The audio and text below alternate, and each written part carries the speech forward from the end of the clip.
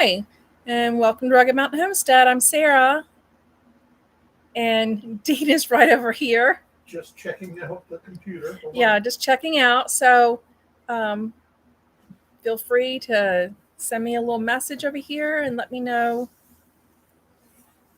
who you are. Here I am. There Ta-da! he is. All right. I feel really bad because earlier someone had joined.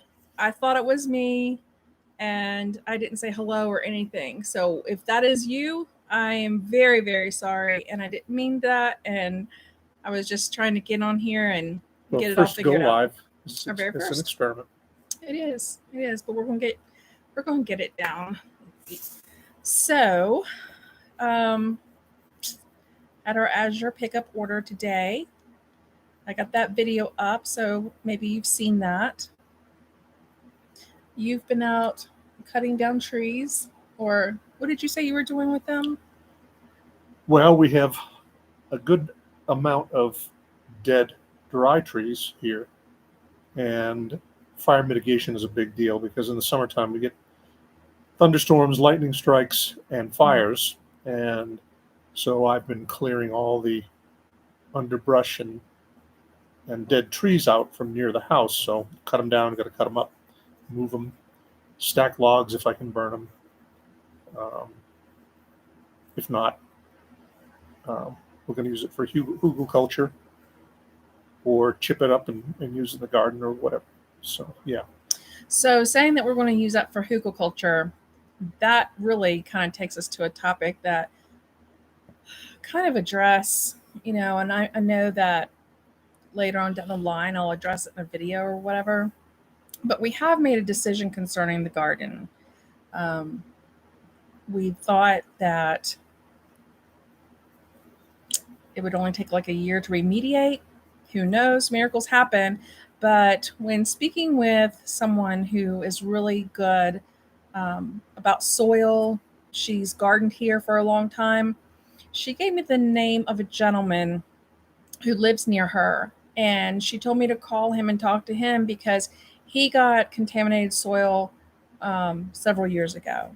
So when I talked to him, I asked him if he thought that I'd be able to remediate it in the way that I could plant in it next year.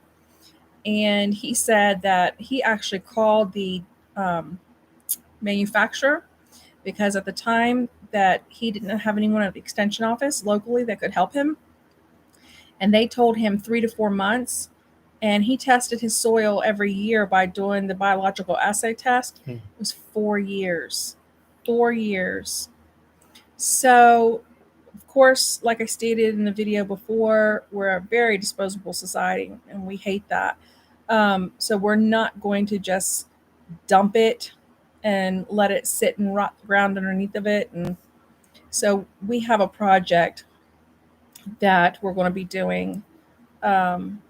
So we're just going to use it as some fill dirt on this project. And so we'll be taking out all the soil out of all the 3 of those beds and putting new hugelkultur in, taking everything out, just starting all over again.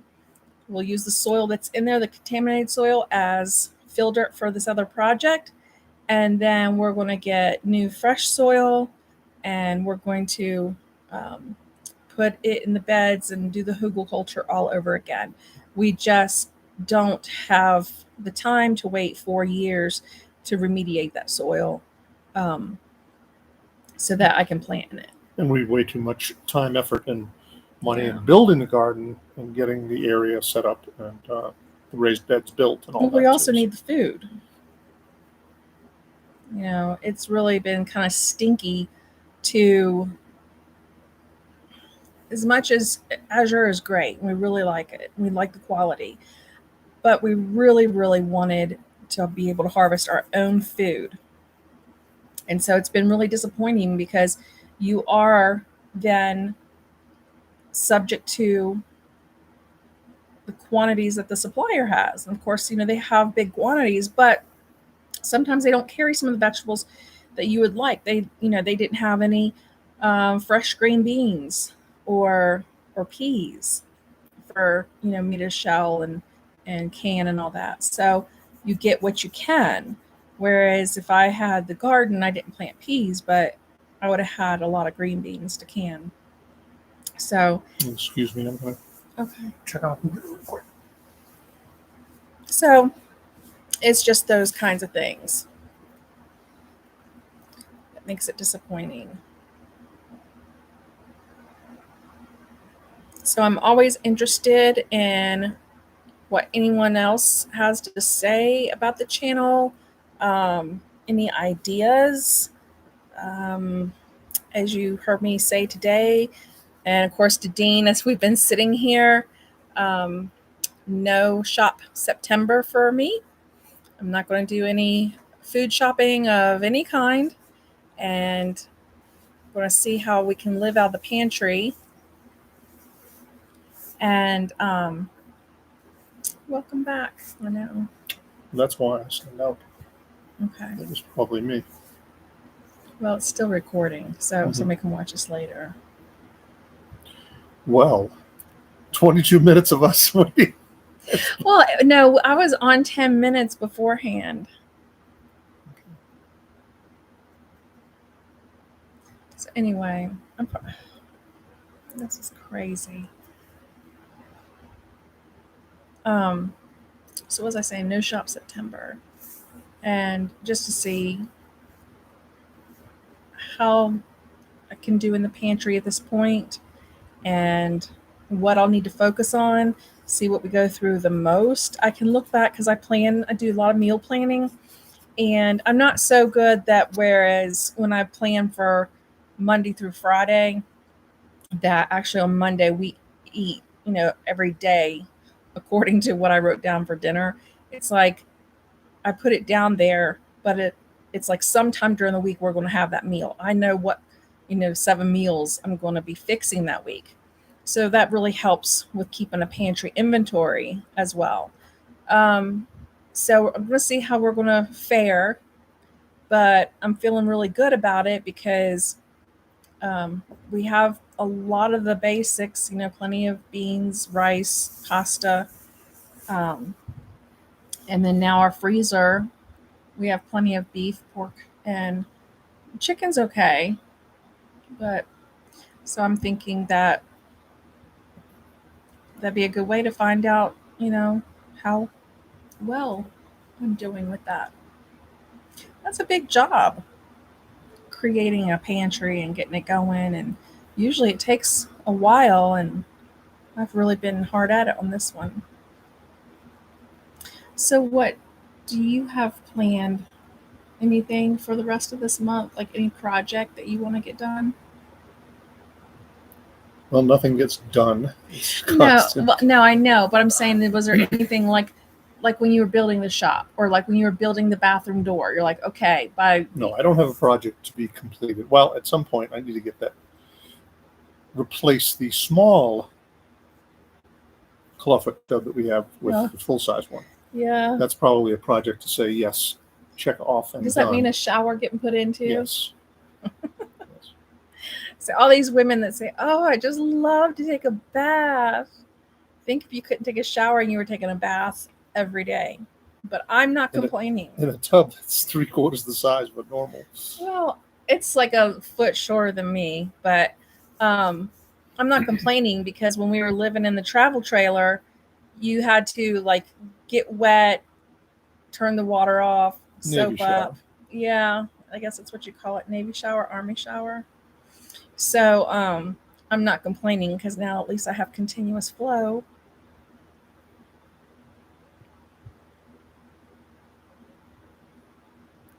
I will be very happy though to be able to do a shower. What time do you want to go till? 30 minutes? Yeah, since we haven't heard from anybody. This is really sad. It's like the Can kid. You delete it? I hope so. This is like the kid who had nobody show up to their party.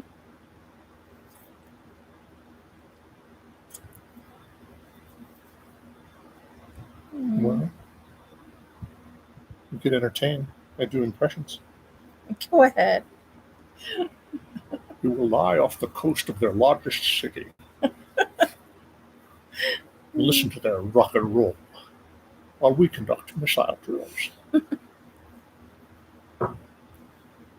I'm so lucky you keep me laughing.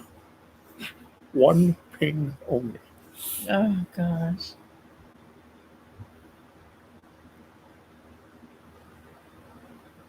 I wonder if anybody's ever had this happen before. Well, hopefully we're doing it right. I think we are. Well, it says live and it's like counting down. And then when I went over here,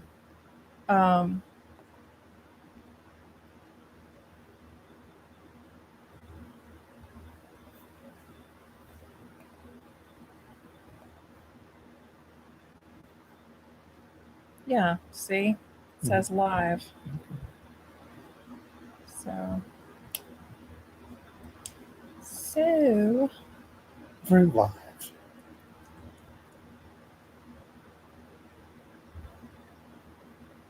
I do. I feel sad. Like I'm the little wallflower that nobody showed up for my party. It would be funny if you get a bunch of comments that say, we tried getting in, but it wouldn't let us. Oh gosh. Oh, well, usually, remember when I did that giveaway a long time ago? I crocheted that that infinity scarf, but it was on the phone, and we did a Facebook Live. No. Remember, you filmed it, Yep. And a lot of people you said were like giving thumbs up and stuff like that. And they were like, I think one of my friends, Amy, like popped in and she was like, she was here. So just wait and see. You have 5 more minutes. I was hoping somebody would like have. I mean, there were like several people that had said that they were A-okay. So I was hoping that we could just kind of get to know everybody. It's one thing to be watching, but it's also, I would really like to be able to interact and talk. Well, we're interacting and talking with each other. Live. Always. Live's a good thing. Well, I think coming up on 30 minutes is probably a pretty... Well, if we have people on, I would say go an hour. Oh, but, sure. Yeah.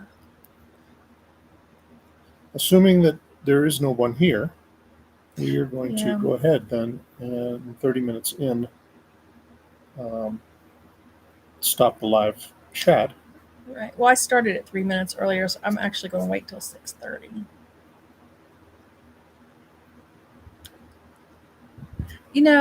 It has to be okay because you were able to. Remember, you logged in and you were able to. I just couldn't chat. Right. No, there's one. Yay! Hi. Is there someone there? Yes. Hopefully, maybe you can chat and say, just type in hi. If nothing else, that this is working. Yeah. Yeah, we would appreciate it. We've had quite the time. The only live that we've done before is on Facebook Live.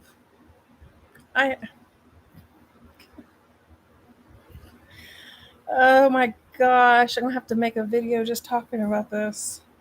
There you go.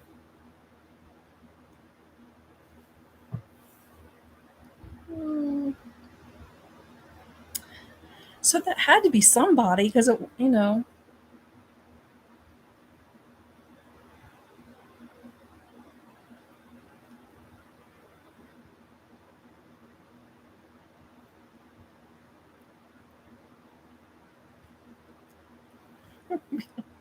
Marissa, one of the kids is going to watch this and be like, Mom.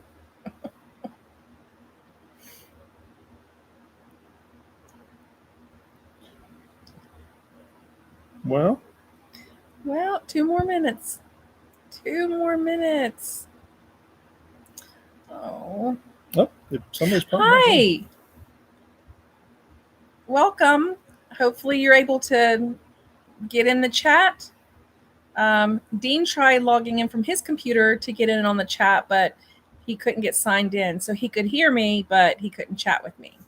But anyway, Yeah, if you could at least if say hello, yeah. make sure that we're doing this properly.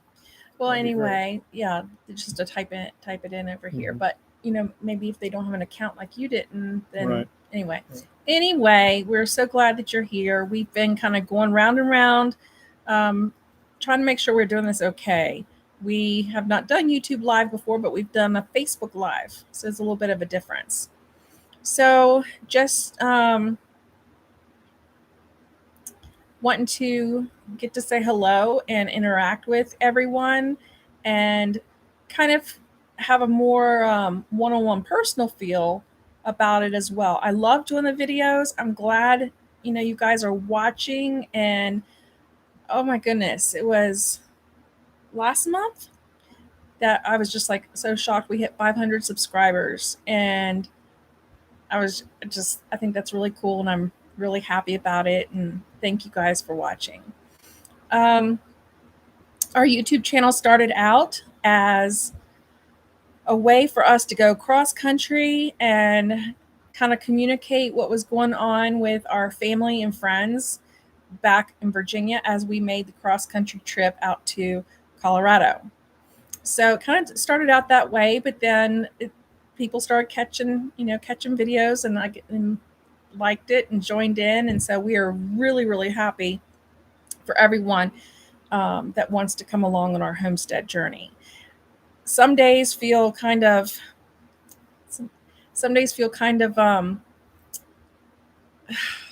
I don't know, like we're kind of behind because we are starting it from scratch. And when we moved out here, there was nothing but raw land. I mean, absolutely Wooded. nothing. Yeah, well, yeah, of course. But it's like my dad used to say, he's like, can you imagine, coming over on the Mayflower and you get out and that is what you see. Here you go. There's land there. And thank you for all the smileys and the hearts. That's so sweet. Thank you for letting me know you're here. So that's kind of the way I felt. I thought about my dad saying that when we pulled up, and it was like, wow. Yeah. Wow. So we had everything put in, and well, it hadn't even been a year since we moved in, and we've got several outbuildings, raised beds. Well, yeah. We're working on projects around here. Yeah. 2 dogs. Wintertime is going to be time for me to be working cabinetry and things like that inside the house. Yay cabinetry. And I'm hoping to do some at least brief videos of some of the projects I've already done, probably with stills rather than video, because I've been spending so much time actually doing the projects than making a video while I'm doing it has been nearly impossible. I should probably go down there and film you. But I have taken lots of stills of some of these projects from start to finish, and I thought I might basically make a slideshow with audio and put that up as a video. That'd be good. And so be on the lookout for those. And I apologize for not having anything so far, but like I said, Sarah's been doing the video. I've been working. I've been working too, but it's just been in different. Yeah, it's been a different way. I've not had the time to. I'm out there with a chainsaw. It's hard to. No. Or whatever. It's very difficult to. Make a video while you're doing some of these things. But we'd like to hear from everybody too. Just is there anything in particular that you would like to know about our homestead, how it got started, or what we have going on? We try to kind of keep everything updated as we go along. I love that the smileys and hearts are coming through. Thank you. And if you do want to see more, I've basically built a sliding door for the bathroom, an island for the kitchen, Yeah, and I the just briefly showed that. It's like, right. I had a new Building the workspace and raised everything. beds Yeah, that all island's from awesome. scratch. Yeah. We've done a lot. Turning a shed into a workshop. Yeah. And like I said, I've taken a lot of stills, but no time for video. But I still think it'd be a Well, it's a barn. It's a barn shed, so it has a loft, a very high ceiling. I mean, we're even able. It has, electricity, of course, run to it because it's his wood shop. But we're able to fit a very large, tall deep freeze in there. Um, so all that's been done. It's just we walked the property a couple nights ago out there, and just kind of Dean and I have different perspectives. It's like he'll look around and he'll see, oh, I've got to do this next and that next, and he has this like revolving list. Well, and I'm seeing it day to day, so the progress looks to me slower, but it's been every day. But then I go out there and walk with him, and I'm like looking back at our videos from last year, and oh my gosh, I mean, it wasn't until late July that we even broke ground. Yes. Mm-hmm. Yeah. Yeah. So there was nothing but a hole last July. And here we are 2 weeks into August. And everything that's out here, 3 outbuildings, the cabin, 3 garden beds, large ones. Hauling our own water. Well, we haven't been hauling it for the house, for the cistern. We've done that just once, and that was this past time. Usually we have it delivered. We are on a cistern. What is it, 1,800 gallons? Mm-hmm. Yeah. And so we usually go a month on 1,800 gallons, which is a big, big improvement because back east, there was no problem with water. Out here, mainly you get your monsoon season and you get your snow, and that's what they depend on for the water. So that's been a big change for us. But back east, because we didn't even think twice about it, we were so wasteful. And it was extremely cheap. Yeah, we were using like 4,000 gallons a month. 4,800 gallons was the average for the last year we were at the house. That's ridiculous. For the 2 of us. Yeah, and we came here and really haven't missed it. We've just been conserving rather than running it all the time. And we were able to cut it down to 1,600 gallons. Well, because I admit, when we were back east, when I would brush my teeth, I left the water running. Mm-hmm, me too. And then a lot of times, like for the water to heat up before I, were to start rinsing dishes or whatever. Let it run. Just let it run. Yeah. Just now you save the water until it does get hot. Put it in a gallon jug, and we use it for the dogs. Or yeah.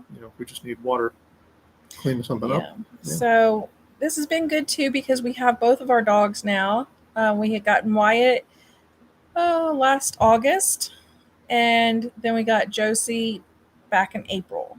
So getting them trained, and Wyatt's pretty much trained, but just getting them used to everything out here just as much as we are, giving them some time. But we plan on in the spring getting chickens. That'll be our next big project for sustainability, is getting chickens. We want to step into it a little lightly. Going to do just laying hens at first. I'm thinking 7. And so then that way, we can have the eggs, but I do want to have dual purpose birds. So there's another project down the road. Not too far down the road. The coop and Dean does all the area. Dean does all the infrastructure around here. He is absolutely fantastic at it. He's very, very gifted with woodworking. Very gifted. And in fact, as an example, because I only have the island right now, and he's going to build the countertop next to the sink anyway, we've just been setting the roll of paper towels on the counter. And so it was getting to me, but it was getting to him, I think, even more. And he came in last night. And when I went down to get some stuff out of the freezer, he was in his shop, and I was like, why are you being so secretive? Because I was opening the door, and he stopped me for a second. Well, he came back up that evening before dinner, and he said, oh, I made you something. And I looked, and it's a wooden paper towel holder that is going to be attached to the end of the island, and it's made basically the same It's from the same type wood, of wood that the home right, was. format and everything, Yeah. rustic Style. looking. Yeah. So he's just, and he just whipped that up. So a lot of those things come in handy when you're trying to live a slower paced life, be more sustainable, to have a husband or a partner that can actually do woodworking or, you know, plumbing, just, different skills. And Dean's had these skills for a very long time. Um, he I'm slow, but I take my time and try to do it because he's a right. perfectionist. Wow. And if I don't know something, I'll just research the heck out of it, Yeah. talk to some other folks, and give it a try. Yeah, you can do anything if you put your mind to it. I was always one of those people that said, "Oh, I would love to do that, but I can't do that." And Dean was always the one saying, "Yes, you can. Look into it, read about it." And so basically, where he takes care of all the infrastructure around here and gets it ready, and then I pick up from there. If he needs help, of course I go out there and help him. But about 9 years ago, I had pretty serious back surgery, so I'm very, very careful. And he looks after me even more with it. So I don't go lifting a lot of heavy things, but out here chipping wood and raking with him, and I was doing the garden, and so I'll be doing the chickens. Well, we got a lot of work to redo the garden because we've got basically 600 square feet of garden that is 2 feet deep. It is about a foot of hugelkultur and then a foot of, as you probably know, contaminated soil. So we're going to dig that all up and redo that next year. But at least the gardens are in place. That still hurts my heart. But anyway, always something going on. So it's not a slow pace. We've always got something going. No, but it's at our pace. It's at our pace. Yeah. It's the life that we want to live. And, I was thinking about it a lot today when I was making the salsa and stuff. And so much of what we had before we started this was because we were paying somebody to do everything for us.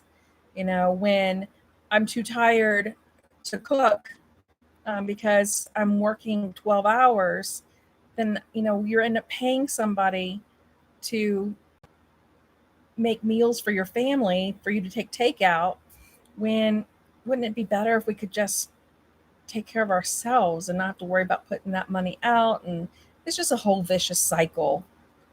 It's just a whole cycle. So to me, what I mean by slower pace is kind of more in tune with the world around you. And I'm not meaning like society.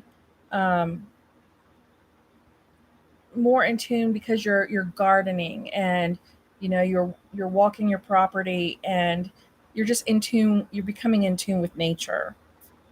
And that is something that I always wanted to do, was to live this type of lifestyle, but just got caught in the trap of debt and keeping up with the Joneses and career climbing. And we got to so like you say, you work to get money, yeah, to pay somebody else to grow food, to have it ready for you, etc. And fix things that you don't have time to fix. Right. Right. Yeah. Hire people to do work around the yard, etc. Right. Rather than you doing it. So you substituted one for another. So I will say I'm definitely working more than 40 hours a week. Yeah. But it's for us, and I want to do it. So there's such a feeling of accomplishment as well. And nobody over your back. I'm probably my worst boss, my own worst boss. Yes, I push, and because I like getting it done. I like seeing the results. Yeah. So. But it's a very freeing feeling.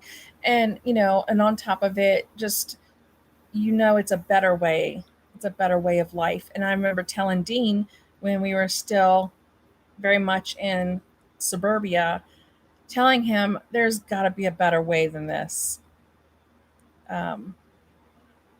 It just was very, very unhappy because we had this dream of living this lifestyle. And when you have that in your heart, nothing else kind of can hold up to it. Even though we were thankful for what we did have, but quite honestly, we had too much. You kind of say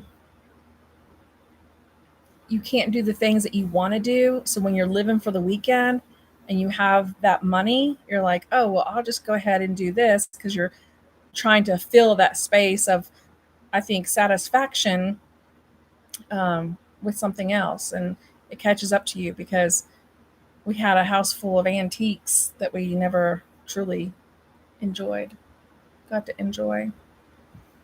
Because Well, and you get a big house, you'll fill it. You get a bigger house, you'll fill it. So we had to downsize quite a bit, and yes, still, it's still doing it. yeah, we're still doing it. It's funny, yeah, because back in Virginia, our house was about 3,000 square feet, right at 3,000 square feet. And we've downsized to 1,100. And my dad was like, you're not going to be able to do that. And I was like, oh, yes, we are. Because I'll be honest with you, as grateful as I was because for what we had, um, I hated that house because I felt like I was living to maintain it. I didn't enjoy my home. It was just work all day in the office, you know, have your cleaning schedule to keep up with the house somewhat. If you wanted to go do something fun, you hire somebody else to fix or repair or upgrade or whatever. Yeah. So loving this house, this cabin, and it's the right size for us. And even though we downsized a lot of things, when Dean pulled up with the rest of our things from Virginia, I was kind of like, we still have a lot of stuff to get rid of. So we've been out here a year now. And so I told him, I was like, if we haven't missed it and we haven't used it, then we don't need to store it. The only thing that I feel like that I'm really, really missing is like my decor, the pictures, the kids and family. Well, we still have a lot of that. We just haven't put it up. No, that's what I'm saying. Just the heirlooms. But other stuff that we had, like for the kitchen and gadgetry and stuff, whatever. So, yes. So I wish that you could type in a chat, but you probably don't have an account. Like that was Dean's problem. So, but we're working on 50 minutes here, and if we are not engaging with anyone, well, you are. You are. I would just like to, I really want to get to know, the people watching our channel. It's important because I feel like if you're taking the time to watch our videos and to join in on what we have going on up here, then, I want to be able to talk with you too and just kind of make it even more personable. And then that way, if you have any suggestions or comments or questions or anything you'd like to see, I would love to be able to interact with you on that level.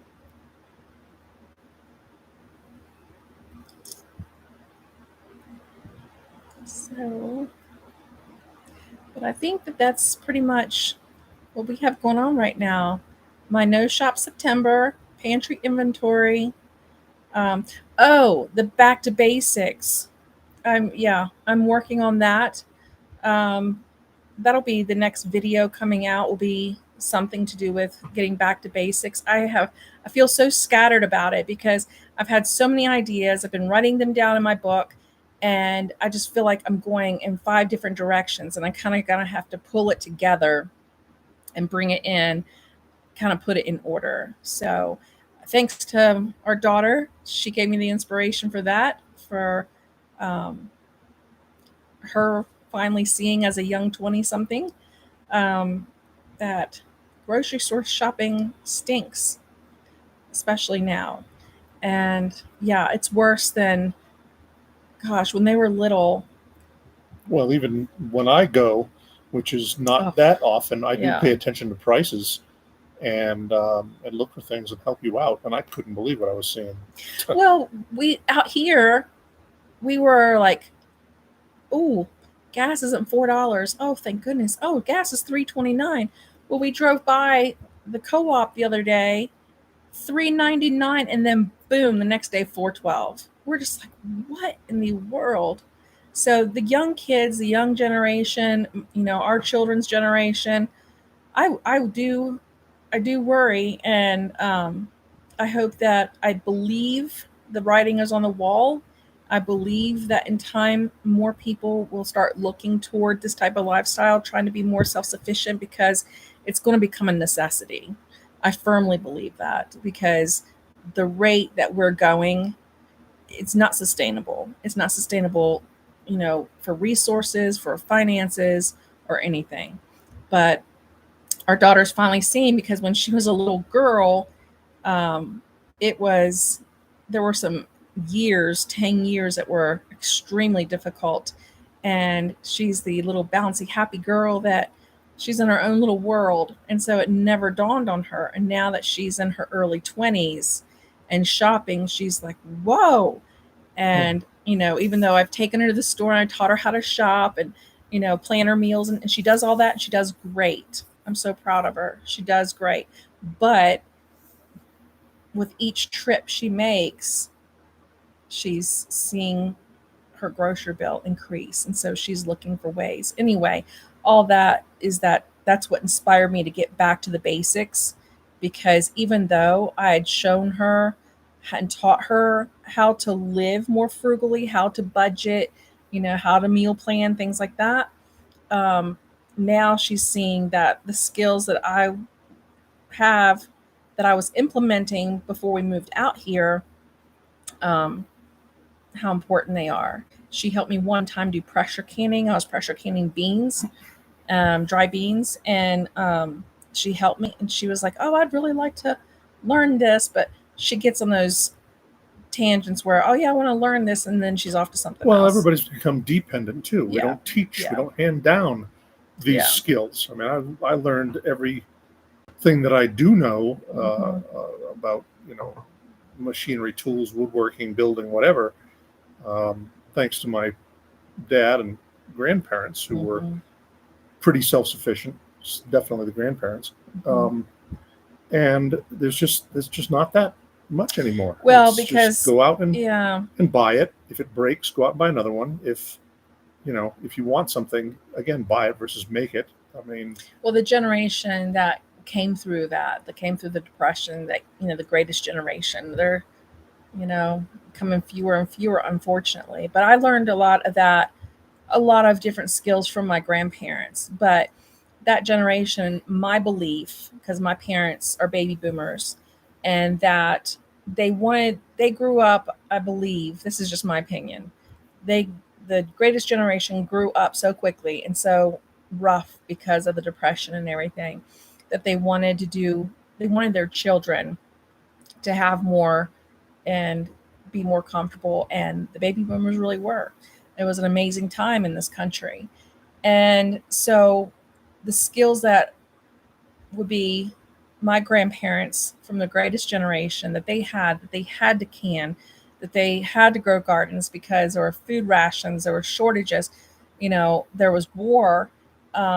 They had to do it. Whereas then when my father came along, my grandfather, they always gardened, my grandmother always canned, even though they didn't so-called have to anymore.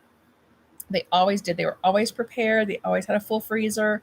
Um, but my dad didn't learn that, and my mom didn't learn it, and so it wasn't passed down to me.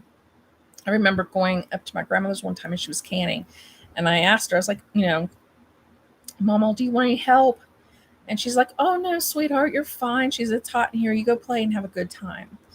And so that's kind of the way it went. And so then by the time that I really started seeking out those skills, I had lost her.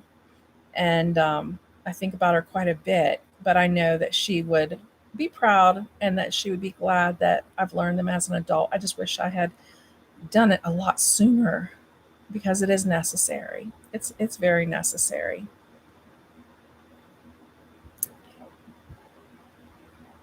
So, There you have it. yeah. Well, I thank you very much for joining us up here.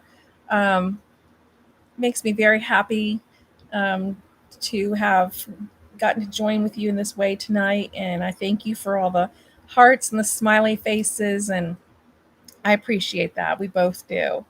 And we're just really happy to be able to get to share this life. And, we don't know it all. We just started. I mean, we were being self sufficient. We were working, we were learning back when we were in Virginia. And we're just, building upon that out here. So it's really kind of in live time. We didn't have years of homesteading, before we started a YouTube channel. No, but you've been watching a Oh, yeah. lot of the other YouTubers, and like you said, getting ready for that. I had a lot of the skills, at least the basics already. Yeah, because I started and- canning. I haven't been doing it a long time. Like some people have been doing it lifelong.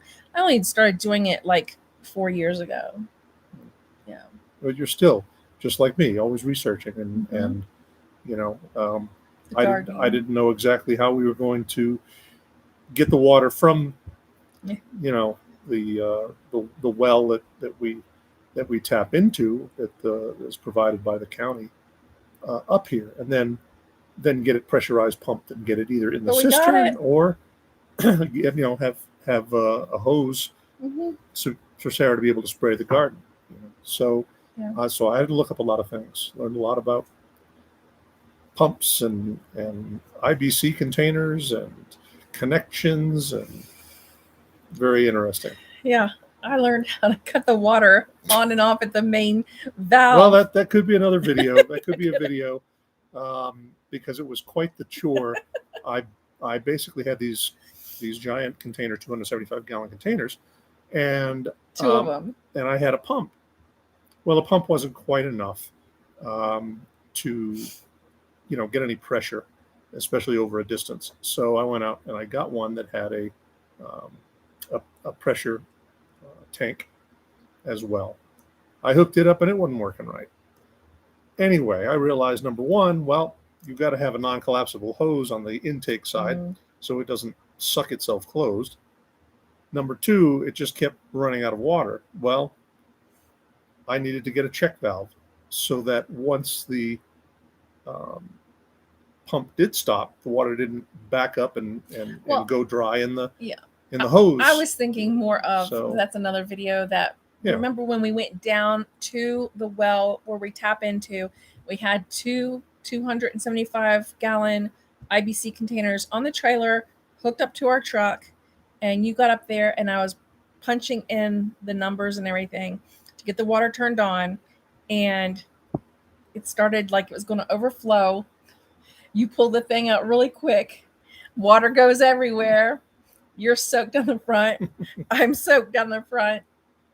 But you get it into the second IBC container. That could be a video. Yeah. How do we get water? Yeah. So The very first time we did it, oh my gosh, that was a scream. The very, very first time. Oh, first time for everything, but now, no big deal. Yeah. Just time consuming. So it's not bad. anyway, But well, I'd like to do this again. I really would. I'm going to put a question up on the community tab of our channel, like people's opinions on the frequency. Would you like to do it once a month, once every 2 weeks? Just kind of get some feedback there. But we appreciate it. We're so glad that you're here. And thank you for being with us and joining with us and sharing in this homestead journey with us. So happy homesteading. Happy homesteading, and we will see you soon. Thanks for joining us this evening. We appreciate it. And until next time, take care. Giddy up.